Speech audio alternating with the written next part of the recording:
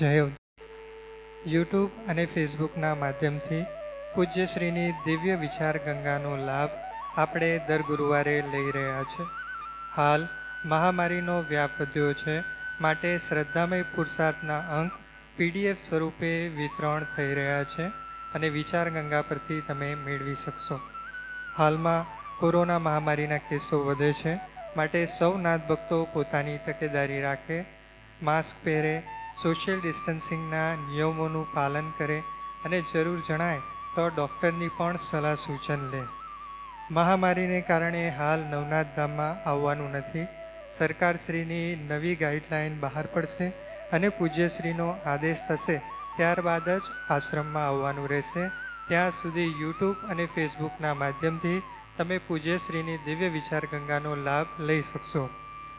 નાથ સંપ્રદાયનો મૂળ મંત્ર બહુજન હિતાય અને બહુજન સુખાય છે. જ્ઞાન, ભક્તિ અને કર્મયોગને આપણા સંપ્રદાયે ચરિતાર્થ કર્યું છે અને માટે જ લોકડાઉન જેવા કપરા સમયમાં પણ 50,000 જેટલા ફૂડ પેકેટનું વિતરણ આપણા ધૃતિમાન નાથ સંપ્રદાય દ્વારા થયું છે અને સમાજને જ્યારે જ્યારે પણ આપણી જરૂર પડી છે તો ત્યારે આપણે હંમેશા અગ્રેસર રહ્યા છે. હાલ બિલ્લીમોરાની મેંગુસી હોસ્પિટલમાં કોવિડ કેર સેન્ટર કાર્યરત છે. પૂજ્યશ્રીના માર્ગદર્શન હેઠળ આપણા નવનાથ ધામ દ્વારા હોસ્પિટલના પેશન્ટો માટે સવાર સાંજ ફૂડ પેકેટના વિતરણની સેવા ચાલુ કરવામાં આવી છે. બીજા કરે કે ન કરે, આપણે હંમેશા તત્પર છીએ. નાથપંથી કદી બેસેલા રહેતા નથી. તો આ અદ્ભુત સેવા કાર્યમાં આપણે સૌએ તન મન ધનથી સહકાર આપવો જોઈએ. સીધા અનાજ, શાકભાજી કે આર્થિક રૂપે પણ આપ સહયોગ આપી શકો છો. જે નાથ ભક્તો ઓનલાઈન દાન આપવા માંગતા હોય તે આપણા ટ્રસ્ટના ઓનલાઈન ખાતા ઉપર જમા કરાવી શકે છે. ખાતાનો અકાઉન્ટ નંબર છે 380910100119. આ સંબંધે કોઈ પણ તમને સમસ્યા હોય તો અમારો સંપર્ક કરી શકો છો. સંપર્કનો નંબર છે 9913719765. આપણો ત્યાગ એ કોઈનું જીવન બને અને આપણા થકી પુણ્યનું કામ થાય તો હું માનું છું કે આપણું જીવન સાર્થક છે.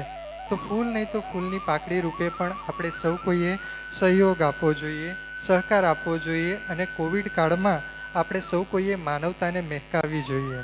વિશેષમાં આજનો ભંડારો જયાબેન ડાયાભાઈ પટેલ મગદલ્લા તરફથી તેમના ગુરુલીન પતિ ડાયાભાઈ હીરાભાઈ પટેલના સ્મરણાર્થે છે. તો સદગુરુદેવ તેમના પરિવારને સુખ, શાંતિ અને સમૃદ્ધિ અર્પે એવી અભ્યર્થના. તો હવે આજના પાવન દિને પૂજ્યશ્રીને નમ્ર અરજ છે કે પોતાની દિવ્ય વિચાર ગંગા પ્રવાહિત કરે. જય અવધૂત.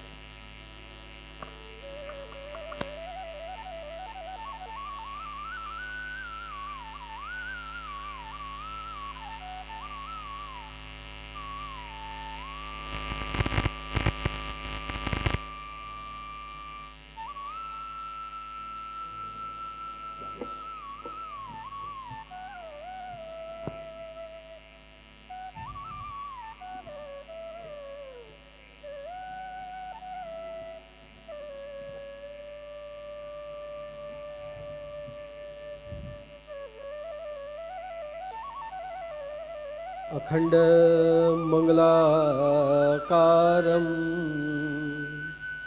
व्याप्तं येन चराचरं तत्पदं दर्शितं येन तस्मै श्री गुरवे नमः.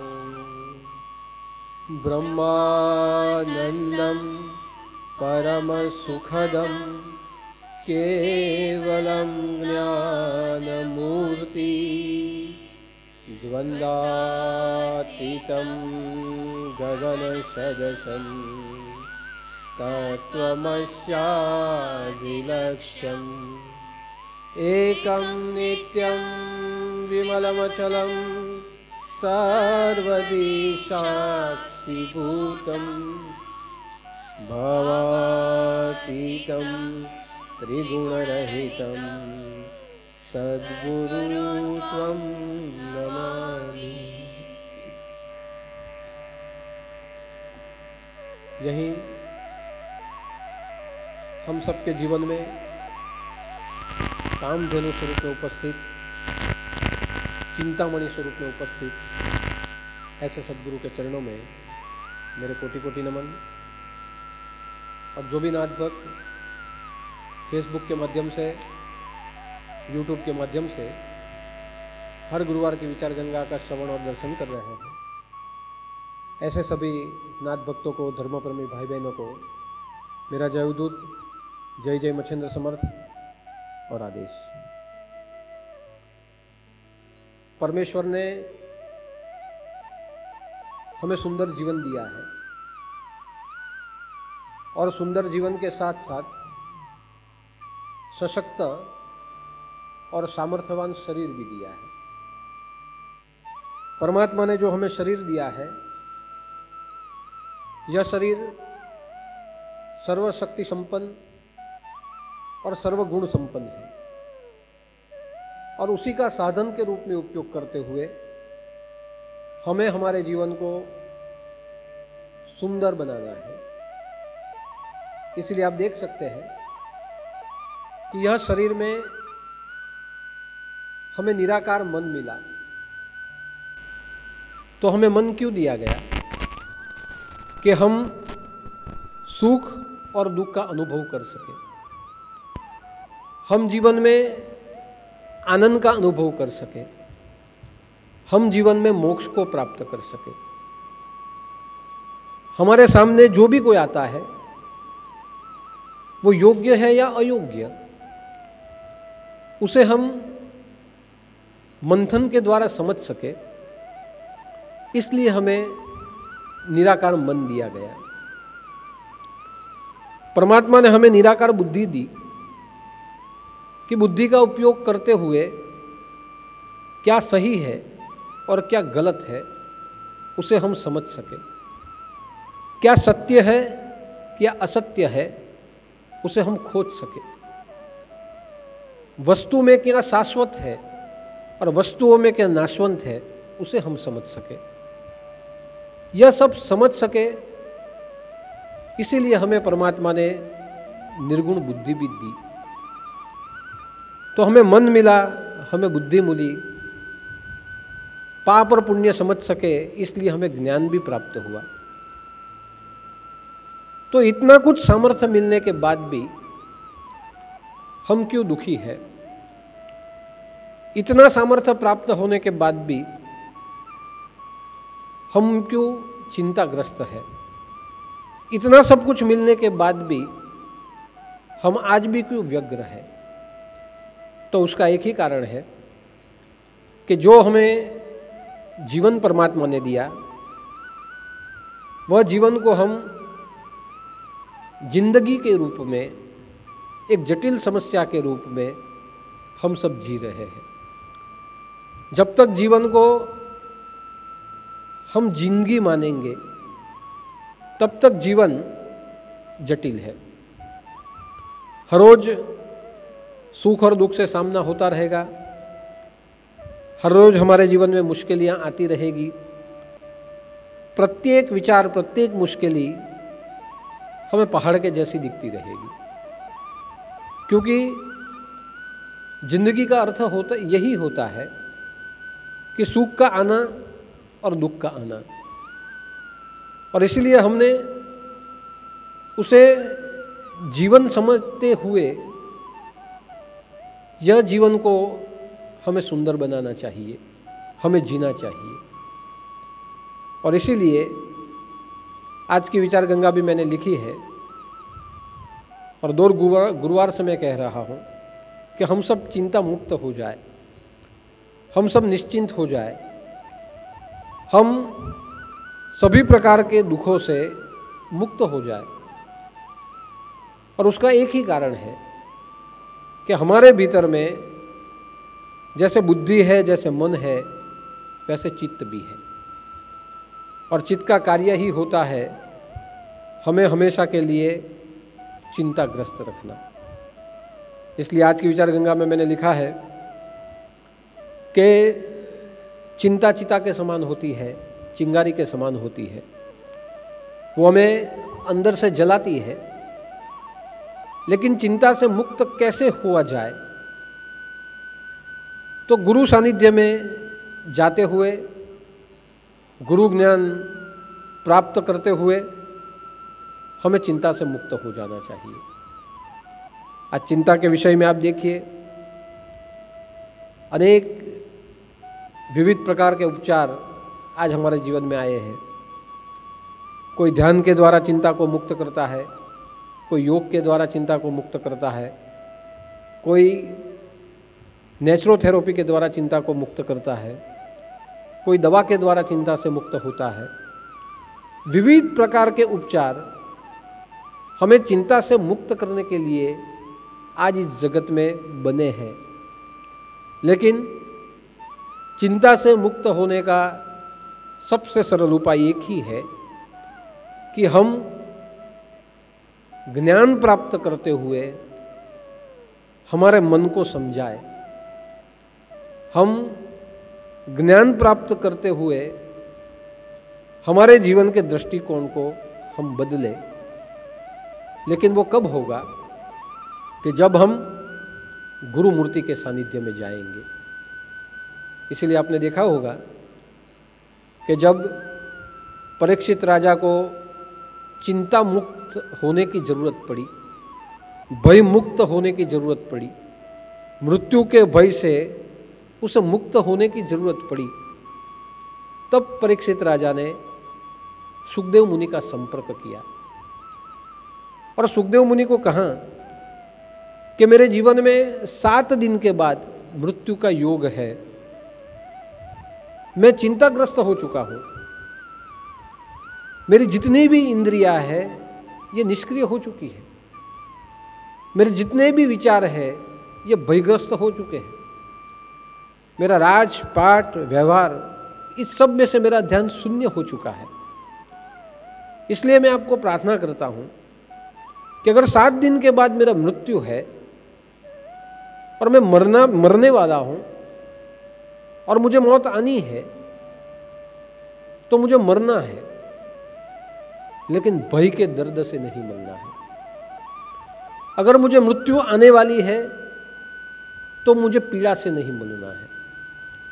अगर 7 दिन के बाद मुझे मृत्यु आने वाली है तो मेरे मन के ऊपर विषय और वासनाओं का बोझ लेते हुए मुझे नहीं मरना है। मुझे मरना है, लेकिन मुक्त होते हुए मरना है।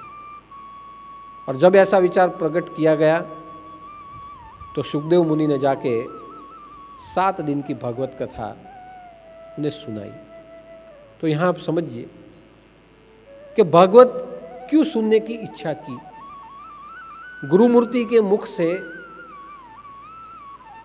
क्यों विचार धारा प्राप्त करने की इच्छा की, गुरुमूर्ति के मुख से क्यों आश्वासन प्राप्त करने की इच्छा की। यहां न सुखदेव मुनि ने कोई ध्यान करवाया, न कोई योग करवाया, लेकिन 7 दिन तक अपने मुख से चिंता से मुक्त हो सके ऐसा ज्ञान उन्हें दिया गया। तो उसका एक अर्थ हो जाता है कि चिंता से मुक्त कैसे हुआ जाए। तो गुरुमूर्ति के मुख से जब हमें आश्वासन प्राप्त हो, चिंता से मुक्त होने का ज्ञान और उपाय प्राप्त हो, उसका सानिध्य प्राप्त हो, तब हम चिंता से मुक्त हो सकते हैं। आज हमारे जीवन में चित्त और चिंता ये कैसे काम करते हैं, उसके लिए साइंस ने भी काफ़ी कुछ कहा है, उसके लिए तर्कशास्त्र ने भी काफ़ी कुछ कहा है, हमारे आध्यात्मिक ग्रंथों ने भी कहा है। लेकिन पातंजलि जैसे दर्शन शास्त्रों ने तो हमें समझाया है कि चित्त क्या है। तो चित्त वायु के समान है, और जहाँ वायु के समान चित्त हो, वहाँ जैसे वायु में लहरें होती है, वैसे चित्त की लहरों के द्वारा हमारे अंदर विचार उठते हैं। और यह विचार का समर्थन अष्टवक्रा गीता ने भी किया। राजा अष्टवक्रा ने भी कहा जनक राजा को कि हे जनक, हम भले ही अपने मन को कितना संयमित करें, फिर भी हमारे भीतर में चित्त रूपी वायु जब आंधी की तरफ फैलने लगता है तो अपने आप आत्मरूपी सरोवर में तरंग पैदा हो जाते हैं। यानी यहाँ अष्टावक्रा ने कहा कि जो हमारा आत्मा है वो सरोवर के समान है, समुद्र के समान है, शांत है, वह निरंतर है, उसकी असीम है वो, और शांत रूप में वो पड़ा है। लेकिन जब आत्मा समुद्र के जैसे जब शांत हो, लेकिन जब चित्त रूपी वायु आंधी की तरफ फैलने लगता है तो वही समुद्र में लहरें पैदा हो जाती है, और वही लहरें मोजे का काम करती है, और वही मोजे से पूरे समुद्र में तूफान पैदा हो जाता है। ऐसा ही हमारे जीवन में चित्त और चिंता के विषय में है। आज हम शांत हैं, जब हम शांत हैं तब हमारी सभी प्रवृत्तियाँ एकाग्र रूप से चलती है, आनंद रूप से चलती है। लेकिन बाहर कुछ प्रवृत्ति हो और चित्त रूपी वायु जब आंधी की तरफ फैलने लगे तब उसी समुद्र में तरंगें पैदा हो जाती है। हमें काम, क्रोध, लोभ, मोह, मद, मत्सर, अहंकार, चिंता, वासना आदि के वायु जब फैलने लगे तो समुद्र में तरंगें पैदा होती है, और वही तरंगों से समुद्र अशांत हो जाता है।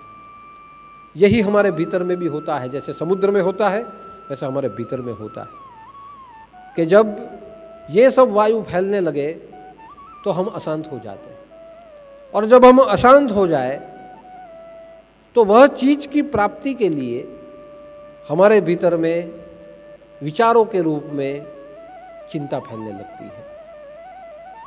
इसलिए आपने देखा होगा कि रामायण के समय में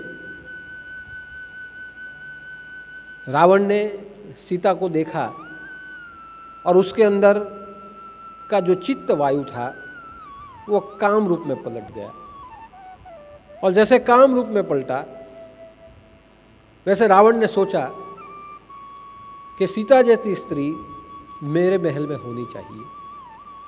पहले सोचा, बाद में वो काम रूपी वायु, चित्त रूपी वायु उठता गया, और जैसे जैसे वो वायु उठता गया वैसे वैसे उसकी व्यग्रता बढ़ती गई कि कैसे भी करके मैं सीता को मेरे पास लेके आऊं।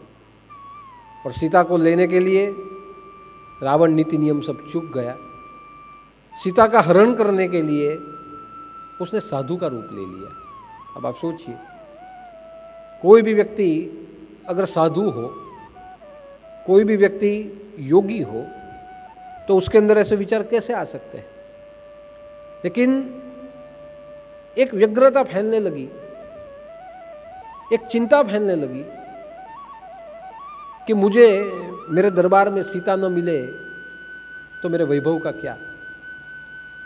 और वही चिंतन में, वही चिंता में, वही व्यग्रता में उसने अधर्म किया, साधु का रूप ले लिया, और साधु का रूप लेते हुए सीता का हरण करते हुए अपनी अशोक वाटिका में जाके रखा।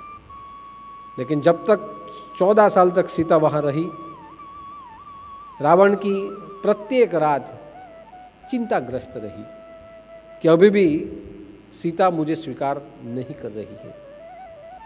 यानी इतना सब होने के बाद, इतना वैभव होने के बाद, उसके पास इतनी रानियों होने के बाद भी एक सीता के लिए वो चिंताग्रस्त हुआ था। तो चित्त में जब काम वायु फैल जाए तो उसकी प्राप्ति, काम की प्राप्ति के लिए हम व्यग्र हो जाते हैं। उसमें जब क्रोध वायु फैल जाए किसी के प्रति तो हम उग्र हो जाते हैं। हमें लोभ और मोह लग जाए तो भी हमारी प्रवृत्तियाँ वासनामय प्रवृत्तियाँ हो जाती है।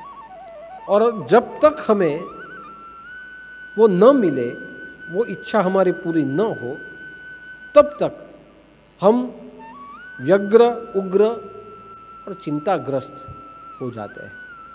इसलिए अष्टवक्रा ने भी जनक राजा को समझाया कि आप कितनी भी ध्यान करो, कितनी भी धारणाएं करो, लेकिन जब चित्त रूपी वायु जब फैलने लगता है और यह समुद्र में, आत्मरूपी समुद्र में जब तरंगे फैलने लगती है, तब आत्मा अपना मूल स्वरूप खो देता है, वो अशांत हो जाता है और उसका जो वेग होता है वो किसी योगी के लिए भी संभव नहीं कि यह वेग को वो रोक पाए।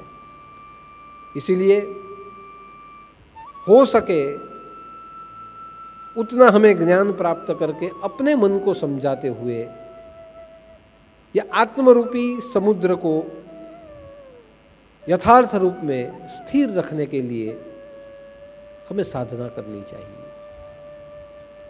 योग दर्शन में तो ऐसे भी कहा है कि ये जो चिंता होती है, वो चिंता हमारे चित्त ने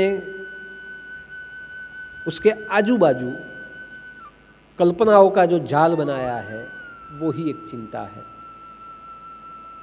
जैसे एक छिप हो, उस छिप में एक मछली होती है, वो मछली जब छिप में अंदर बैठी रहती है, उस समय कुदरती घटनाक्रम से उसमें एक जंतु उस छिप में चला जाता है। जैसे वो जंतु छिप में जाए और मछली के शरीर के ऊपर एक पदार्थ से वो खुजली पैदा करे, और उससे जब मछली खुजली करे तो उसमें से एक प्रवाही पैदा होता है, और वह प्रवाही उस कीड़े के आसपास जम जाता है। और यह क्रिया जैसे जैसे होने लगती है, वो प्रवाही जमने लगता है, बाद में वो मछली उस छिप में से चली जाती है, वो जंतु भी उस प्रवाही से बाहर निकल जाता है, तो कई समय के बाद उसमें से एक मोती बन जाता है। तो जैसे मछली को खुजली हो और उसमें से जो प्रवाही बने उसमें से मोती बन जाता है, उसके आसपास ठीक वैसे ही हमारे चित्त में जो वायु के कारण चित्त वायु जब वेग करे और उसमें से जो तरंग उठे, उसमें से जो हमारी कल्पनाएं बने, वही कल्पनाओं से चिंता के जाले हमारे भीतर में लग जाते हैं। इसलिए आपने देखा होगा कि व्यक्ति सभी वस्तुओं से छूट जाता है, लेकिन व्यक्ति कभी चिंता से छूटता नहीं और चिंता उसे कभी छोड़ती नहीं। व्यक्ति का पूरा जीवन चिंता अधीन हो जाता है। और इसलिए महात्मा गांधी ने भी कहा कि चिंता से मुक्त होना यह मनुष्य जीवन का पहला कर्तव्य है, प्रथम कर्तव्य है। प्रत्येक व्यक्ति को चिंता से मुक्त हो जाना चाहिए। जो व्यक्ति चिंता से मुक्त नहीं होता, कर्तव्यों से मुक्त नहीं होता, उसकी शक्ति शून्य हो जाती है। इसलिए मनुष्य जीवन का सबसे पहला कर्तव्य अपनी चिंताओं से वो मुक्त हो जाए। स्वामी विवेकानंद ने भी कहा कि चिंता न करे, लेकिन चरित्र का चिंतन करे। अगर चरित्र का चिंतन करेंगे तो हमारा व्यक्तित्व ऊर्ध्वगामी होगा। लेकिन अगर हम चिंता करते रहेंगे तो जैसा हम सोचेंगे हम वैसे ही बन जाएंगे। तो ये महानुभावों ने अपने चिंतन से ये कहा कि हमें हमारे आजू बाजू जो हमने जाले बनाए हैं, वो जालों से मुक्त हमें स्वयं ही होना पड़ेगा। आज आप देखिए कि चिंता एक ऐसा विचक्षण लक्षण है कि जो हमारे जीवन को जहाँ है हमेशा वहीं ही रखती है। जो व्यक्ति चिंता में पड़ जाता है वो कभी आगे नहीं बढ़ता, न पीछे बढ़ता है। वर्षों तक, सालों तक, जीवन भर वो उसी जगह पे अटका हुआ रहता है। उसमें से वो उलझता जाता है। इसीलिए चिंता की जो वायु है चिंता का, उसे चित्त वृत्ति निरोध, उसकी ओर न बहे और उसी ऊर्जा को चिंतन की ओर हमें लेके चले जाना चाहिए। यही चिंतन की ओर जाने का मार्ग है योग मार्ग, यही चिंतन की ओर जाने का मार्ग है अष्टांग योग मार्ग। इसलिए चिंता से मुक्त होना यह बहुत ज़रूरी है, और जब ज्ञान प्राप्त हो जाए तो चिंता से मुक्त हुआ जाए। आज देखिए आप कि जिसे माँ बाप है उसे माँ बाप की चिंता है। माँ बाप जो होते हैं वो अपने पुत्रों की चिंता में हमेशा चिंतित रहते हैं। पति होता है पत्नी की चिंता में चिंतित रहता है, पत्नी पति की और पुत्रों की चिंता में चिंतित रहती है। जिसके पास कुछ नहीं वो अपने समाज की चिंता में व्यग्र रहता है। जिसके पास ज़्यादा से ज़्यादा व्यवहार हो वो अपने काम धंधों की चिंता में व्यग्र रहता है। यानी व्यक्ति कहीं ना कहीं चिंता में जुड़ा हुआ होता है। दुनिया का कोई व्यक्ति ऐसा नहीं जो चिंता के भार से मुक्त हो जाए। प्रत्येक व्यक्ति को अपने किसी न किसी के साथ वो चिंताग्रस्त रहता है, और जब तक वो उससे चिंतित रहता है तब तक वो अशांत और अस्वस्थ रहता है। और इसीलिए जो योगी है वो संसार में नहीं पड़ते। क्यों? क्योंकि अगर संसार में पड़ेंगे तो संसार के संबंधों से वो चिंताग्रस्त हो जाएंगे। इसीलिए संसार के संबंधों में न पड़ते हुए वो मुक्त जीवन जीते हैं, और मुक्त जीवन जीते हुए पूरे विश्व की चिंता करते हैं। आज जो समय चल रहा है उसमें हमें सबकी चिंता होती है। एक बुखार आ गया तो इसे महामारी न लग जाए, किसी को कुछ हो न जाए, मुझे भले हो जाए, मेरे परिवार को कुछ न हो जाए, मेरे माँ बाप को कुछ न हो जाए, मेरे बच्चों को कुछ न हो जाए, मेरे संबंधियों को कुछ न हो जाए, मेरे समाज को कुछ न हो जाए। तो आप सोचिए कि हम सब कहीं ना कहीं हम सब चिंताग्रस्त है, और चिंताग्रस्त है और चिंता करते ही रहेंगे तो हम वहीं के वहीं रहेंगे। और इसीलिए कहा गया कि चिंता को चिंतन में पलटा जाए, सकारात्मकता में पलटा जाए। आप बीमार पड़े हो गए बीमार, अब मैं बीमार पड़ गया, मुझे क्या हो जाएगा, मैं मर जाऊंगा, क्या होगा, यह सोचने की चिंता करने की जगह मैं कैसे ठीक हो जाऊं, उसका चिंतन हमें चालू करना चाहिए। मैं इस उलझन से कैसे बाहर निकलूं, उसके लिए क्या उपाय है, ऐसा चिंतन करते हुए हमें चिंता से मुक्त होना चाहिए। कोई भी परेशानी आए, परेशानी आ गई और मुझे परेशानी हो गई, ये सोचते हुए हम शिथिल हो जाते हैं। लेकिन उसमें से कैसे बाहर निकला जाए, ऐसा अगर हमने चिंतन कर लिया, उसके उपाय ढूंढे, अपने मन को हमने सकारात्मक कर दिया, तो सहज रूप से धीरे धीरे धीरे हम उसमें से बाहर आ सकते हैं। इसीलिए आज हमें सबको एक दूसरे की चिंता है, लेकिन ये चिंता को पकड़ के नहीं बैठना। धीरे धीरे विज्ञान का उपयोग करते हुए, दवा का उपयोग करते हुए, आयुर्वेद का उपयोग करते हुए, योग का उपयोग करते हुए, हमें अपने मन को तैयार करते हुए धीरे धीरे यह आज की वर्तमान चिंता से हमें धीरे धीरे मुक्त होना पड़ेगा। बाकी चिंता ऐसा भी लक्षण है कि जो एक बार होती है वो बढ़ती जाती है। पहले बच्चे बड़े हो गए, बड़े होने के बाद नौकरी नहीं, उसकी चिंता, बच्चों की नौकरी लग गई, उसके शादी ब्याह की चिंता, वो हो गया, उनका संसार बराबर चलता है कि नहीं, उसकी हमें चिंता, वो संसार हो गया, उनके बच्चे बराबर होते हैं कि नहीं, उनकी चिंता, और ऐसी चिंता एक से एक बढ़ती जाती है। और इसीलिए हमारे आध्यात्म शास्त्र ने जैसे बने वैसे निवृत्ति में प्रवृत्ति को कहा कि जैसे जैसे आप आगे बढ़ो वैसे वैसे एक एक चिंता से निवृत्त हो जाओ। और चिंता से निवृत्त होने की प्रवृत्ति का नाम ही होता है संन्यास, कि अंत समय में संन्यास, कि प्रत्येक चिंता से धीरे धीरे हम मुक्त हो जाए। मुक्त होने की, निवृत्त होने की एक प्रवृत्ति, उसे कहा जाता है संन्यास।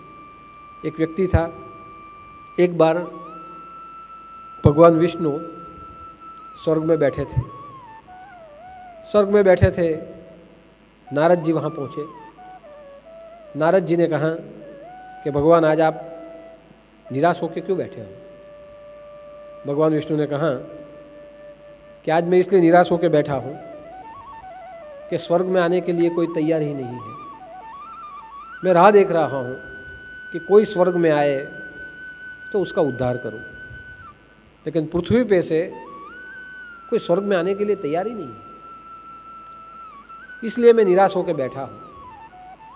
तो नारद जी ने कहा कि भगवान एक काम करता हूँ, मैं स्वयं जाता हूँ और 8-10 को लेके आता हूँ। विष्णु भगवान ने कहा कि देखो, एक आने के लिए तैयार नहीं तो 8-10 कैसे आएंगे। नहीं, वो आप मुझ पर छोड़ दीजिए, स्वर्ग में तो कोई भी आने के लिए तैयार हो जाएगा। नारद जी पृथ्वी पे गए, वहाँ एक युवान व्यक्ति बैठा था। उसे कहा कि क्या करते हो। बस शांति से बैठा हूँ, जीवन में क्या किस चीज़ की ज़रूरत है। नहीं, मुझे कुछ नहीं, मेरे पास सब कुछ। अच्छा, तो चलो स्वर्ग में आना है। तो उस युवान ने मना कर दिया कि मैं स्वर्ग में आके क्या करूँ, यहाँ मेरे पास सब कुछ है, अभी और मेरा जीवन बाकी है। किसी बूढ़े को ढूंढो और उसे लेके जाओ। बाद में नारद जी गए, एक साहूकार को देखा। वो साहूकार अच्छा था, अच्छा खासा धन था उसके पास, सब कुछ सेटल था उसका। वो अपने धंधे के ऊपर बैठकर, गादी के ऊपर बैठकर हिसाब किताब कर रहा था। नारद जी वहाँ पहुँचे और नारद जी ने कहा कि आपका घर बार सब कैसे है। तो मैं सुखी हूँ, कुछ चाहिए तो बोलिए, मैं आशीर्वाद देता हूँ।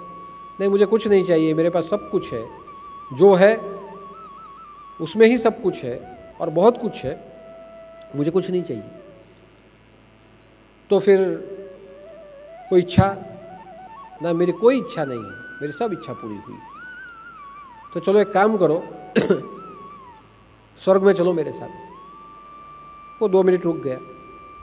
उसने कहा अभी आप मैं क्या करूं, क्योंकि मेरे 3 लड़के हैं, तीनों की शादी हो गई है, एक छोटा लड़का बाकी है, उसकी शादी बाकी है। उसकी शादी की थोड़ी चिंता है, वो बराबर लग जाए, बाद में आप आना। तो कितने समय के बाद आओ। 6-7 साल के बाद आना, मैं आपके साथ स्वर्ग में चलूँगा। 6-7 साल हो गए, नारद जी वापस गए। धूमधाम से तुम्हारे लड़के की शादी हो गई, अब मेरे साथ चलो। तो उसने वापस कहा कि नहीं, अभी और 5 साल रुक जाओ। क्यों? कि शादी तो अभी हो गई है, बाकी के 3 के लड़के मैंने देख लिए, अभी इसका लड़का देखना बाकी है, वो थोड़ा देख लो। एक उसकी चिंता है कि बाकी को हुए इसको भी हो जाए, मेरा परिवार सुखी हो जाए, बाद में मैं आऊँगा, 5 साल के बाद आऊँ। नारद जी वापस 5 साल के बाद आए। 5 साल के बाद आके देखा तो वो महाशय मर चुके थे। वहाँ गए, कहाँ क्या हुआ उन्हें, तो बस ऐसे ऐसे हुआ और मर गए। बाद में नारद जी ने ध्यान लगाया और ध्यान लगा के देखा कि वो कहाँ गए। तो पता चला कि उन्होंने अपनी ज़मीन में सोना गाड़ा था, उस सोने के ऊपर वो सांप बन के बैठे थे। नारद जी सांप के पास गए, कहा कि मैंने तभी तुम्हें कहा था कि चलो स्वर्ग में मैं ले जाता हूँ, तुम नहीं आए, आज इस धन के ऊपर बैठे हो, चलो आज वापस लेने के लिए आया हूँ, चलो स्वर्ग। तो उसने वापस मना किया कि आने की बहुत इच्छा है लेकिन थोड़ा ठहर जाओ। क्यों? ये जो मेरा धन है अभी तक मेरे बच्चों को मैंने बताया नहीं, एक बार उन्हें ये मेरा धन मिल जाए, गुप्त धन, बाद में मैं तुम्हारे साथ आऊँगा, तब तक ये धन को संभालना ये मेरी चिंता है। उसे धन दूँ, बाद में मैं मुक्त हो जाऊँगा, और 5 साल के बाद आओ। नारद जी वापस 5 साल के बाद गए, वहाँ देखा तो सांप भी नहीं था। ध्यान लगाया, और ध्यान लगाने के बाद पता चला कि वो मोहल्ले का कुत्ता बन के घर के आजू बाजू में घूम रहे थे। नारद जी ने कहा कि जब मैं लेने के लिए आया था तब नहीं आए, सांप बन गए, सांप बन के कुत्ता बन के बैठे हो अपने घर के बाहर, चलो अब समय है, मैं स्वर्ग में ले जाने के लिए तैयार हूँ। तब साहूकार ने कहा कि अभी और थोड़ा समय लगेगा। क्यों? क्योंकि मेरे बच्चे का बच्चा घर में है, उसकी माँ के साथ है, घर के बाकी सब बाहर गए हैं, वो दोनों अकेले हैं, और उसको संभालना मेरी जिम्मेवारी है। अगर घर में चोर घुसा, कुछ हुआ और क्या हो गया तो क्या पता। उससे अच्छा है मैं घर की चौकी कर रहा हूँ, उन्हें संभाल रहा हूँ, एक बार वो थोड़ा बड़ा हो जाए उसके बाद में आऊँगा, और 5 साल के बाद आओ। नारद जी 5 साल के बाद गए, देखा तो वो कुत्ता भी मर गया था और नरक में वो चला गया। अब नारद जी ने सोचा कि जो नरक में गया उसे कैसे लेके जाऊँ, उससे अच्छा एक काम करता हूँ, वही साहूकार की जो विधवा है उसकी तो उम्र है, चलो उसे पूछ लेता हूँ कि वो तो नहीं आया, तुझे आना हो तो मैं लेके जाता हूँ। उसकी विधवा के पास गए और पूरी कथनी सुनाई और कहा कि मैं तुम्हें ले जाने के लिए तैयार हूँ, तुम मेरे साथ आओ। तब उसने कहा कि अभी और थोड़ा समय लगेगा, ये बच्चे अभी बड़े हो रहे हैं, थोड़े बच्चे बड़े हो जाए, उनका सब व्यवहार देख लूँ, उसके बाद मैं आऊँगी। तुम 5-7 साल के बाद आओ, 10 साल के बाद आओ। 10 साल के बाद नारद जी गए और उस विधवा को नारद जी ने कहा कि चलो तुम्हारा पति नहीं आया, अब तो तुम चलो। तो उसने मना किया। वापस नारद जी जब गए तब वो साहूकार की जो विधवा थी वो भी कुत्ती बन गई थी, और कुत्ती बनते हुए अपने घर के आजू बाजू में घूम रही थी। नारद जी ने कहा कि तेरी भी यही अधोगति हुई, चल अब तू मेरे साथ चल। तब उसने कहा कि वहाँ आके मैं क्या करूँ? तो क्यों? तो स्वर्ग में आके मुझे कौन पूछेगा? तो तुझे यहाँ कौन पूछता है? यहाँ कोई पूछे ना पूछे, लेकिन जो मोहल्ले के जितने कुत्ते हैं वो सब मेरे पीछे दौड़ते हैं, मुझे पूछते हैं। मैं वहाँ आऊँगी तो इतना भी मुझे कौन पूछेगा? उससे अच्छा है मुझे यही रहने दो। तो अब आप सोचिए कि चिंता कि स्वर्ग मिलता था फिर भी अपनों की चिंता छोड़नी थी, निवृत्ति में प्रवृत्ति करनी थी, जो हमारा अध्यात्म मार्ग हमें सिखाता है कि चौथा आश्रम हमारा संन्यास आश्रम होता है, जहाँ निवृत्ति में हमें प्रवृत्ति करनी है। अगर निवृत्ति में प्रवृत्ति कर ली होती तो सबको स्वर्ग मिलता, लेकिन निवृत्ति होती ही नहीं। प्रवृत्ति, वृत्ति, प्रवृत्ति और वृत्ति जब चलती है तब हमारी चिंता हमारे आजू बाजू में जाला बना के बैठ जाती है, और जब चिंता का जब जाला बन जाता है वही हमारा जीवन, उसी क्षण हमारा जीवन वहाँ शिथिल हो जाता है। हम जिस समय हम चिंता करते हैं उस समय हमारा समय शून्य हो जाता है, हमारी कार्य शक्ति शून्य हो जाती है, हम वर्षों तक वहीं अटके हुए रहते हैं। जैसे रावण वर्षों तक अटका हुआ रहा, हिरण्यकश्यप देवकी के 8वें पुत्रों को मारने के लिए वर्षों तक उसी चिंता में अटका हुआ रहा। दुर्योधन युधिष्ठिर को राजपाट न मिल जाए उसी प्रवृत्ति में अपनी पूरी जवानी वहाँ अटका हुआ रहा। ठीक वैसे ही ये चिंता जब हम करते हैं तब चिंता हमें वहाँ अटका देती है। उसी जगह पे हमारा जीवन समाप्त हो जाता है। बाकी का जीवन हम जीते तो है, लेकिन सिर्फ शरीर से जीते हैं। मन से हम वही व्यग्र हो जाते हैं, उग्र हो जाते हैं, हम शिथिल हो जाते हैं। और जब चिंता छूटती है और जब बाद में हमें पता चलता है, तब हमें पता चलता है कि हमने हमारा एक अच्छा वर्तमान चिंताग्रस्त होते हुए, भयग्रस्त होते हुए हमने गवा दिया। और इसीलिए तुकाराम महाराज ने भी कहा कि संबंध आशा सब मैंने छोड़ दी। क्यों छोड़ी? तुका मने मैं निश्चिंत राहिलो, मैं निश्चिंत रहा। क्यों? परमात्मा के एकांत सुख के लिए। जब मुझे परमात्मा का एकांत सुख मिल गया तो मैं निश्चिंत हो गया। मैंने मेरे जितने संबंध थे, मेरी जितनी चिंता थी, वो मैंने छोड़ दी। और चिंता छोड़ते हुए, मैंने अभंग लिखते हुए मेरे मन को मैंने चिंतन दिया। आज दुनिया हमें चिंता देगी, समाज से हमें चिंता ही प्राप्त होगी, संसार से हमें चिंता ही मिलेगी, लेकिन चिंतन कहाँ से मिलेगा? तो वही चिंता का शुद्ध स्वरूप चिंतन हमें गुरु चरणों से प्राप्त होगा। और इसलिए अगर हमारा मुंह किसी आईने में देखने के लिए जाए कि हम कैसे हैं, हम सुंदर हैं, हमें भी पता है। और हम सुंदर हैं वो देखने के लिए जब आईने में हमारा चेहरा देखे और आईने में धूल हो तो हम चेहरा नहीं देख पाते। हम आईना लेंगे और चेहरा रख देंगे। लेकिन कोई दूसरा व्यक्ति आए और दूसरा व्यक्ति आके कहे कि तुम सुंदर दिखते हो, यही आईने में मैं तुम्हारा चेहरा दिखाता हूँ। और आईना लेगा, धूल साफ करेगा और हमें दिखाएगा, और हमें हमारा चेहरा जो सुंदर है वो दिखेगा। ये जो काम है यही सद्गुरु करते हैं कि हम सर्वशक्तिमान हैं,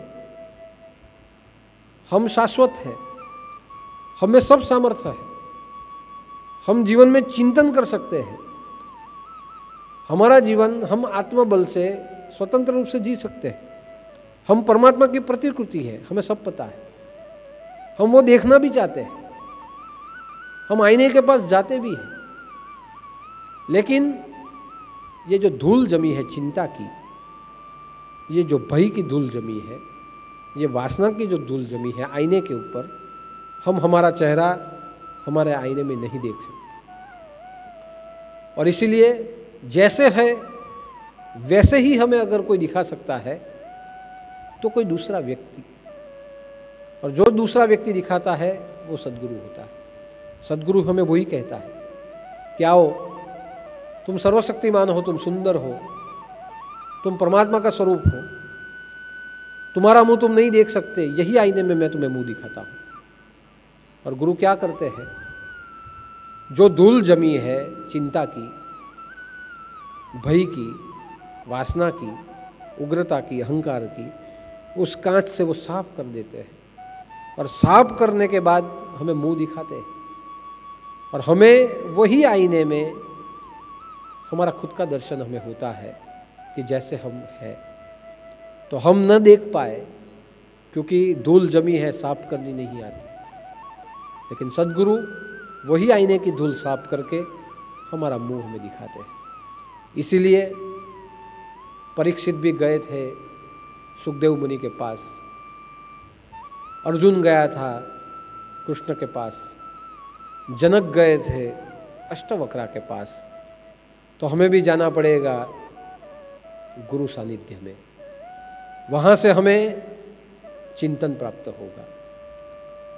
और चिंतन यही प्राप्त होगा कि आप जो भी कुछ करो, भले चिंता हो, लेकिन परमात्मा को साक्षी भाव में रखते हुए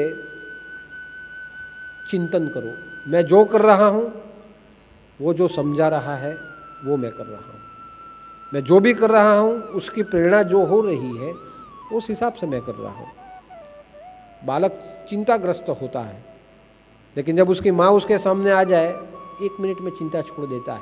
बाद में माँ जैसे कहे वैसे वो निश्चिंत होकर कर देता है, लेकिन वापस जैसी माँ चली जाए वो चिंताग्रस्त भयग्रस्त हो जाता है। हमारे जीवन में भी ऐसा ही है कि गुरु का सानिध्य हमें मिल गया, गुरु मूर्ति का सानिध्य मिल गया, उसी समय पे जब मस्तक झुके तो चिंता छूटनी चाहिए। और इसलिए कबीर जी ने कहा कि मैं चिंता क्यों करूं, चिंता से क्या होई, मेरी चिंता हरि करे, चिंता से क्या मेरा लेना देना होई। कि मैं चिंता ही क्यों करूं, क्योंकि चिंता से होता क्या है। मेरी चिंता जो है, कबीर जी ने कहा कि मैंने भगवान को सौंप दी। मैंने जब से चिंता उसे सौंप दी, मैंने चिंतन करना चालू। मेरी चिंता हरि करे, चिंता से क्या मेरा लेना देना हो। तो कबीर जी ने यहाँ चिंता को छोड़ दी, फेंक दी। मेरी चिंता हरि करे। नरसिंह मेहता ने कहा बोलू थू बागी जंजाल, छूटा मैं। कबीर जी ने कहा कि मैं ही चिंता क्यों करूं, अगर हरि चिंता कर लेता है तो मैं चिंता क्यों करूं, मेरी चिंता तो हरि करे, चिंता से क्या लेना देना हो।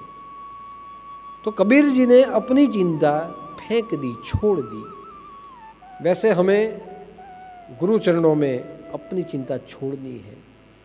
आज आप देखिए गुरु गीता में भी कहा है कि चिंतामणि चिंतितस्य कामतस्य कामधेनु कल्पना कल्पपादकम चिंतामणि चिंतितस्य सर्व मंगल कारकम। कि वो सर्व मंगल करने वाला है, कामधेनु है कि आपको जो चाहे वो दे दे, मगर वो आपको चिंता नहीं देगा। आप जो मांगे वो दे दे, आपको भय नहीं देगा। आप जो चाहे वो दे दे, लेकिन जो नाशवंत है, जिससे आपको नुकसान हो, ऐसा कोई सुख गुरु के चरणों से प्राप्त नहीं होगा। गुरु के चरणों से आनंद प्राप्त होगा, शांति प्राप्त होगी, गुरु के चरणों से आत्मबल प्राप्त होगा, गुरु के चरणों से हमें सकारात्मक चिंतन प्राप्त होगा कि हम कैसे बाहर निकले, हम कैसे लड़े। और इसीलिए उसे कहा गया कि चिंतामणि, चिंतामणि का अर्थ क्या, कि जो आप चिंतामणि वो नहीं जो चिंता हर ले। चिंता, किसी की चिंता कोई हर नहीं सकता। चिंतामणि वो होता है कि जो हमें चिंतन दे, कि जब हम चिंता करें तो हमें समझाए डरने की जरूरत नहीं, जीवन में लड़ने की जरूरत है। यानी चिंतामणि चिंता हरता नहीं, लेकिन हमें चिंतन देता है। हमारी जितनी भी चिंता है वो कर लेता है, हमारे लिए जो सोचना है वो सोचता है, और वो हमें उपाय देता है। और एक बार गुरु से उपाय मिल गया, बाद में वो उपाय करने से हम चिंता रोग से मुक्त होते हैं। जैसे हमें कोई रोग हुआ तब चिंता कैसे ठीक होंगे, लेकिन डॉक्टर के पास चले गए और डॉक्टर को बताया कि ये रोग हुआ है। डॉक्टर ने जांचा, और डॉक्टर ने जांचने के बाद डॉक्टर ने चिंता करना शुरू किया कि इसे ये रोग हुआ है, उसमें मैं उसे क्या दवा दूं। डॉक्टर ने 3 दवा निकाली, सुबह दोपहर शाम को देने के लिए दे दी। डॉक्टर ने चिंतन किया, हमारी चिंता डॉक्टर ने ले ली कि इस रोग के लिए उसके लिए क्या दवा हो, वो चिंता डॉक्टर ने की, और डॉक्टर ने दवा निकाली। और जैसे हमें दवा दे दी और कह दिया कि ये दवा 3 टाइम लेनी है, बाद में हमने चिंता नहीं की। दवा में क्या है वो हमने देखा नहीं, किस चीज़ से बनी है वो देखा नहीं। जो दे दिया उपाय कि 3 टाइम ले लो, हम जो चिंता लेके गए थे चिंता चली गई। हमने दवा ली, 3 टाइम दवा हमने पी ली, चिंता छोड़ दी। हमने पीने का काम किया, करने का उपचार किया, और जैसे दवा पीने का काम किया वैसे हम रोग से मुक्त हो गए।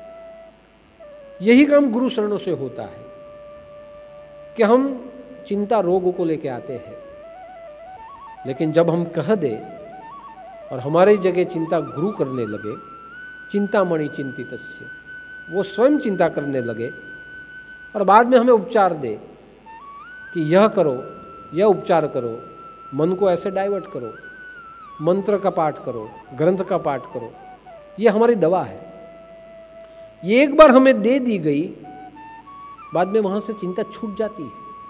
बाद में जो कहा गया है वही करना है। बाकी की चिंता जिसके पास गए हो वो चिंतामणि कर लेता है। इसलिए गुरु गीता ने ये वाक्य लिखा कि चिंतामणि चिंतितस्य सर्व मंगल कारकम, कि एक बार उसे चिंता सौंप दी, उसने चिंता ले ली और हमें उपाय दे दिया, सर्व मंगल कारकम, बाद में अमंगल होता ही नहीं, बाद में हमारे जीवन में मंगल ही मंगल होता है। एक बार एक फकीर थे, शेख फरीद करके, सूफी संत थे। वो हर रोज नदी के ऊपर स्नान करने के लिए जाते थे और स्नान करने के लिए जाते थे, संध्या करते थे, स्नान करते थे सुबह में। उन्हें एक व्यक्ति हर रोज देखता था। उस व्यक्ति को हर रोज प्रश्न पड़ता था कि ये फकीर है, हर रोज स्नान करता है और भगवान की प्राप्ति करता है, चलो आज उसे मैं कुछ पूछूं। वो फकीर के पास गया और पूछा। जैसे वो नहाने के लिए जा रहे थे, मंत्र जाप चालू था और उनका नियम था किसी के साथ कुछ बोलना नहीं, पहले नहा लेना बाद में बोलना। वो चलने लगे, मंत्र बोलने लगे। वो व्यक्ति साथ में आ गया और कहा कि महात्मा एक प्रश्न पूछना है। महात्मा ने इशारे से कहा अभी नहीं, मुझे बहुत जल्दी है, एक प्रश्न पूछना है। महात्मा ने बोला पूछो, इशारे से कहा कि भगवान की प्राप्ति कैसे होती है, भगवान कैसे मिल जाते हैं, आपको कैसे मिले, मुझे भी देखना है भगवान कैसे मिलते हैं। ये 3-4 प्रश्न उसने पूछ लिए। महात्मा ने कहा अभी नहीं, कल आना, कल बताऊंगा। वही समय पे, स्नान के समय पे वो चला गया, वापस पूछने लगा। महात्मा ने कहा ठहरो, मेरे साथ चलो, बाद में जवाब दूंगा। इशारे से कहा मेरे साथ चलो, कि भगवान कैसे मिलते हैं, कैसे प्राप्ति होती है, आपने कैसे प्राप्त कर लिए, हम कैसे प्राप्त कर सकते हैं, चलो। महात्मा पानी में डुबकी लगाई। महात्मा ने कहा तुम भी डुबकी लगाओ, उसने भी लगाई। महात्मा ने वापस डुबकी लगाई, 2 मिनट सांस रोकी पानी में। उसे कहा तुम भी डुबकी लगाओ, सांस रोको, उसने भी सांस रोका। वापस महात्मा ने सांस डुबकी लगाई और सांस 5 मिनट रोका।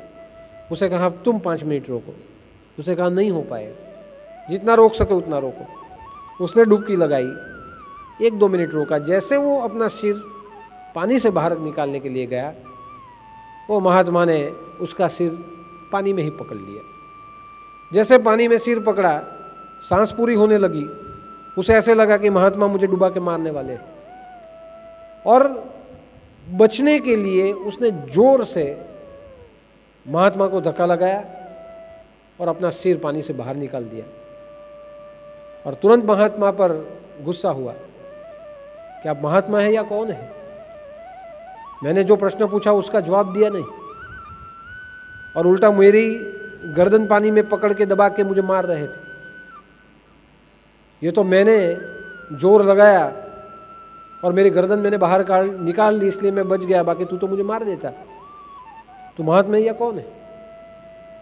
महात्मा ने तुरंत कहा यही तुम्हारे सवालों का जवाब है कि तुम चिंताग्रस्त जब तक हो जाते हो तब भगवान को भूल जाते हो, लेकिन जब संकट आ जाए, जैसे तुम्हारे पे संकट आया और मैंने तुम्हारी गर्दन दबा दी, क्या सोचा तूने? कहा उस समय पे मैंने कुछ नहीं सोचा, मैंने प्रश्न पूछे थे वो भी नहीं सोचा, मैंने इतना ही सोचा कि मुझे इस पानी से बाहर निकलना है, और एक साथ मेरी सब शक्तियों का उपयोग करते हुए आपको धक्का देके मैं बाहर निकलूं। महात्मा ने कहा ऐसे ही भगवान की प्राप्ति होती है। जब आप चिंताग्रस्त हो आप इसमें डूब जाते हो, लेकिन जब परमात्मा की प्राप्ति की इच्छा हो जाए तब जैसे तुमने अपनी सारी शक्तियां खुद को बचाने के लिए लगा दी, वैसे ही जब हम हमारी पूरी चिंतन शक्ति उसके पीछे जब हम लगा देते हैं और पूरी चिंतन शक्ति जब लगा के परमात्मा को याद करते हैं, तब चिंता चिंतन में पलट जाती है और हमें परमात्मा का सानिध्य प्राप्त होता है। तो अर्थ क्या हुआ कि जो चिंता के बोझ में हम दबे हैं, जैसे मरने के डर से एकाग्र होते हुए चिंतन किया बाहर निकलने के लिए और सकारात्मक चिंतन से वो आदमी बच गया, ठीक वैसे ही हमें ये चिंताओं के बोझ से चिंतन करते हुए अपनी पूरी इंद्रियां परमात्मा को याद करने में लगाते हुए अगर हम लगा दें तो हमें भी परमात्मा प्राप्त होता है।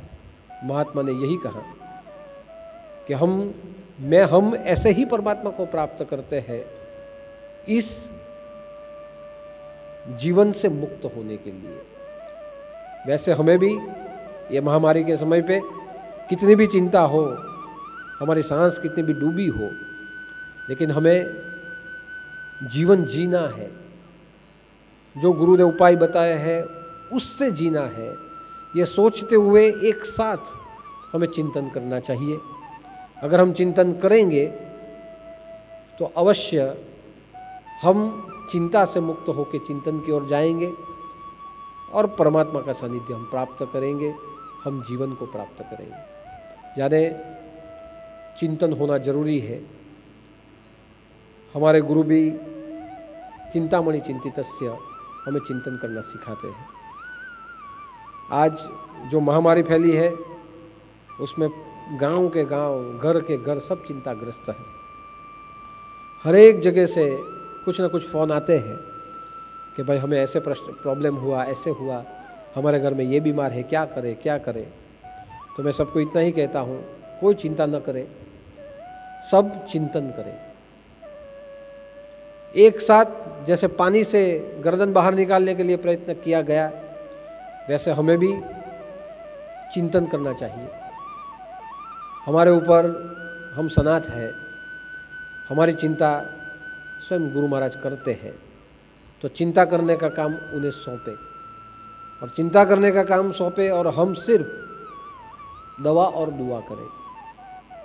अगर हम सकारात्मक रहेंगे, लड़ेंगे, हमारे कर्तव्य चालू रखेंगे, अपने आप निकल जाएंगे। लेकिन वहीं के वहीं बैठे रहेंगे कि अब क्या करेंगे, तो उसका कोई उपयोग नहीं होगा। हमारे जीवन में हम भयग्रस्त, चिंताग्रस्त और मृत्युग्रस्त होंगे। इसलिए हमें चिंतन करते हुए आगे बढ़ना है। आज 2-3 गुरुवार से चिंता के विषय पे प्रवचन इसीलिए ले रहा हूँ कि ये माहौल हर रोज़ आप पेपर खोलो उसमें भी यही, मोबाइल खोलो उसमें भी यही, 4 आदमी आके बात करे तो उसमें भी यही बात होगी, इतने मरे, इतने गए और ये सब हो रहा है। हमारे पास कोई और विषय है ही नहीं। और जितना हम ये सब सुनते रहेंगे उतना हमें कुछ नहीं है। फिर भी हमें अगर थोड़ा कुछ हो जाएगा तो हमें ऐसे होगा कि हमें कोरोना ही हुआ है। इसलिए पूरी जगह पे चिंता का तो माहौल है, अफवाहों का भी उतना माहौल है, भय का भी उतना माहौल है। इसलिए मैं चिंता के विषय पर बार बार बोल रहा हूँ कि आजू बाजू पे कितना भी माहौल हो जाए, आप मन के सरोवर को शांत रखिए और जो स्तोत्र दिया गया है, मंत्र है, माला है, उसका पाठ कीजिए। अगर बीमार भी है फिर भी घर में बैठ के ये सब कीजिए, मन को डाइवर्ट कीजिए। दवा जो आप लेते हो, दवा का काम करती है, आपका काम लेना होता है, उसकी सिस्टम अपने आप अंदर काम करती है। लेकिन अपने पास भी एक सिस्टम है, मन की सिस्टम हमारे हिसाब से काम करती है। यानी दवा उसके हिसाब से काम करेगी, लेकिन मन काम नहीं करेगा तो हम बीमार हो जाएंगे। यानी मन को दुरुस्त रखें। शरीर बीमार पड़ा है, बीमारी शरीर को हुई है, बीमारी मन को नहीं हुई। मन को बुखार नहीं आता, मन वैसे का वैसे रहता है। यानी बीमारी शरीर को है, मन को कुछ नहीं हुआ है। बीमारी शरीर को है, मन ने मान लिया है कि मुझे बीमारी है। मन से तंदुरुस्त रहे, हंसे, बोले, पाठ करे, मंत्र जाप करे, आप निकल जाएंगे। यह मैं इसलिए बोलता हूँ क्योंकि ये स्वयं मेरा खुद का अनुभव है। आज आप देखिए कि आज से 2 गुरुवार पहले 6 तारीख के गुरुवार को मैंने जब यहाँ प्रवचन किया तब कई लोगों के फ़ोन आए कि दादा आपकी तबीयत बराबर नहीं लग रही है, चेहरे पे से ऐसा लगता है कि आप बीमार हैं, आपको बुखार है। मैंने सबको कहा मुझे कुछ नहीं है, मैं बराबर हूँ। लेकिन मैं मेरा ही उदाहरण आपको देता हूँ कि आज से 2 गुरुवार पहले 6 तारीख के गुरुवार को मेरे को बुखार था, 4 दिन मेरे को बुखार रहा। 6 तारीख के गुरुवार को जब मैं आपके साथ प्रवचन कर रहा था मुझे 102 ताव था, बुखार। फिर भी मैंने 102 बुखार में मुझे चिंता हुई कि अगर आज मैं प्रवचन नहीं करूँगा तो मेरे जितने भी भक्त हैं उस तक ये एनर्जी कौन पहुँचाएगा, उनकी चिंता कौन करेगा, उनके साथ बात कौन करेगा। और मुझे तो भगवान ने यही जवाबदारी सौंपी है, कुछ भी हो बोलना है। तो जब गुरुदेव यहाँ से गए थे तब भी मैंने वचन दिया था कि मुझे कुछ भी हो जाए गुरुवार के प्रवचन तो चलते रहेंगे। तो बाद में मैंने सोचा कि सुबह में उठा 102 बुखार है, क्या करूं। मैंने दवा नहीं ली। मैंने सोचा मैं दवा लूँगा बीमार पड़ूंगा, सो जाऊंगा। मैंने खुद मेरे मन को तैयार किया कि मेरा शरीर बीमार है, मेरा मन थोड़ी बीमार है। मुझे मेरे भक्तों के साथ बोलना है, मुझे प्रवचन करना है, हर गुरुवार का प्रवचन के रूप में प्रसाद मुझे आप तक पहुंचाना है। तो 102 ताव के बुखार में भी मैंने 1 घंटा प्रवचन किया। 4 दिन बुखार रहा, बाकी कुछ नहीं हुआ। वो भी दर्शन किया, बुखार दर्शन करके चला गया। और आज मैं वापस आपके सामने बोल रहा हूँ। तो मैं मेरा ही उदाहरण आपको मैं दे रहा हूँ कि बीमार हुआ लेकिन मन से नहीं, शरीर से हुआ। और जब मैं बोलने बैठा बुखार को मैंने बाजू पे किया। आप भी ऐसा ही करें कि अगर किसी को कुछ भी हो जाता है, शरीर को हुआ है, आपको नहीं। और शरीर के लिए दवा ले और मन के लिए चिंतन करें, प्रवचन सुने, अध्याय पढ़े, मंत्र जाप करे, संगीत सुने। ज़्यादा से ज़्यादा 5 दिन में आप बाहर निकल जाओगे। तो मैंने जो किया वही मैं आपको बता रहा हूँ। आप भी हिम्मत रखें, गुरुदेव पे विश्वास रखें। मैं एकदम स्वस्थ हो गया, अब मुझे कुछ नहीं, आप भी सब स्वस्थ हो जाएंगे। बाकी चिंता छोड़नी चाहिए। और चिंता कहाँ से छूटती है? चिंतामणि चिंतितस्य, गुरुदेव के चरणों से छूटती है। इसीलिए ये गुरुवार के प्रवचन ज़्यादा से ज़्यादा हो सके उतने करके आप सब चिंता मुक्त रहे, इसलिए आपको पहुंचाता हूं। आप सब भक्तों की चिंता मुझे बार बार होती है। मेरे मंत्र जाप पूजा पाठ चालू है, उसमें भी आपके लिए माला और अनुष्ठान मेरा चालू है। कोई चिंता न करे। अगर बीमारी आई भी है, मेरे अनुष्ठान चालू है, मेरी साधना होती रहेगी, आप सब उसमें से मुक्त हो जाएंगे। बस अपनी श्रद्धा जैसी है, हिम्मत श्रद्धा बना के रखें। तो आज के गुरुवार पर गुरुदेव के चरणों में प्रार्थना करते हैं कि जो भी कुछ महामारी फैली है, चिंता भय का वातावरण है, उसमें से सब मुक्त हो जाए। हम सब घर बैठे हुए गुरु मंत्र का जाप करते रहेंगे, मंत्र पाठ करते रहेंगे, मन को तंदुरुस्त करते रहेंगे। और जैसे सब व्यवस्थित हो जाए वैसे हम दौड़ के गुरु दरबार में वापस आएंगे। तब तक हमारी श्रद्धा, हमारी हिम्मत, हमारी ऊर्जा बनी रहे, ऐसी प्रार्थना गुरुदेव के चरणों में करते हैं।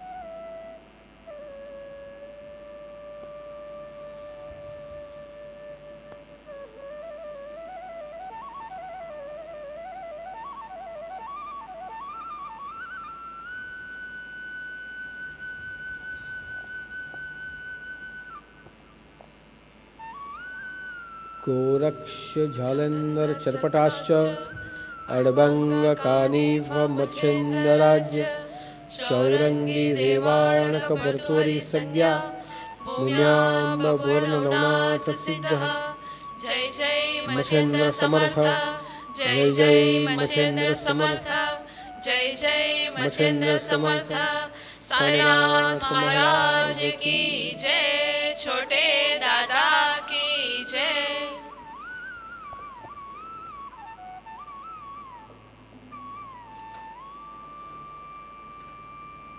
भंडारे में योगदान के रूप में सरलाबेन चौधरी 40 किलो जवार, रमेश भाई चौधरी काकड़वा 1 किलो धनिया,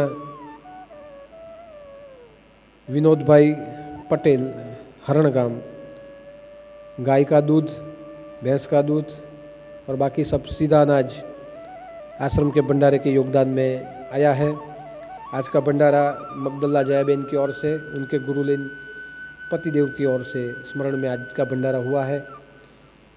तो आज का भंडारा भी सड़कों के ऊपर, फुटपाथ के ऊपर और फूड पैकेट के रूप में भी जाएगा। तो जो भी भक्त अन्न क्षेत्र के रूप में, सीधे अन्न के रूप में या आर्थिक योगदान के रूप में सहाय करना चाहे वो ऑनलाइन भी कर सकता है और यहाँ के दे भी सकते हैं।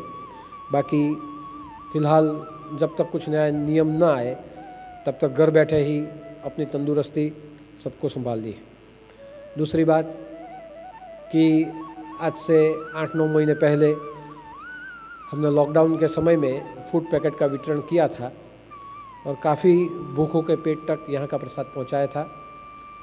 अब फ़िलहाल वर्तमान में बिल्लीमोरा मैंगोसी अस्पताल में कोविड सेंटर खुला है और वहाँ काफ़ी दर्दी भर्ती होते हैं। तो हमने वापस सोचा है और उन्होंने भी कहा है कि एक व्यवस्था आश्रम से मिले तो एक अच्छा खाना रोगियों के पेट तक जाए और उन्हें एनर्जी मिले। और मैंने भी बाद में सोचा कि हमारा काम तो आगे बढ़ते रहना है। प्रसाद रोगी तक, भोगी तक या जोगी तक पहुंचाना काम ये नवनाथ धाम के अन्न क्षेत्र का है। दुनिया में सबके अन्न क्षेत्र बंद पड़े, नवनाथ धाम का बंद नहीं पड़ा और वापस वही सेवा नवनाथ धाम की ओर से चालू होने जा रही है कि मैंगोसी अस्पताल में कोविड सेंटर है, उसमें जितने भी कोविड के दर्दी ट्रीटमेंट लेंगे तो उनको यहाँ से वापस भोजन देना शुरू होगा। तो वापस एक सेवा काम उसी राह पर, उसी मोड़ पर वापस चालू हो रहा है। तो जिसे भी योगदान देना है वो सीधे अन्न के रूप में या आर्थिक रूप में आप दे सकते हैं और ऐसे जो योगदान है वो उधर तक पहुंचता रहे और यहाँ का प्रसाद खा के भी जो बीमार है वो अच्छे हो जाए, यही हमारा एक पुरुषार्थ है। तो एक वापस एक सेवा काम चालू हो रहा है, जिसे सेवा करनी है वो कर सकता है। तब तक के लिए सब घर बैठे सुरक्षित रहे, अपने सब संभाले और प्रवचन सुनते रहे, मंत्र जाप करते रहे। आज के लिए इतना ही। सब भक्तों को मेरा जय उदूत, जय जय मच्छिंद्र समर्थ और आदेश। ओम पूर्णमदः पूर्णमिदं पूर्णात् पूर्णमुदच्यते पूर्णस्य पूर्णमादाय पूर्णमेवावशिष्यते। ओम शांति शांति शांति।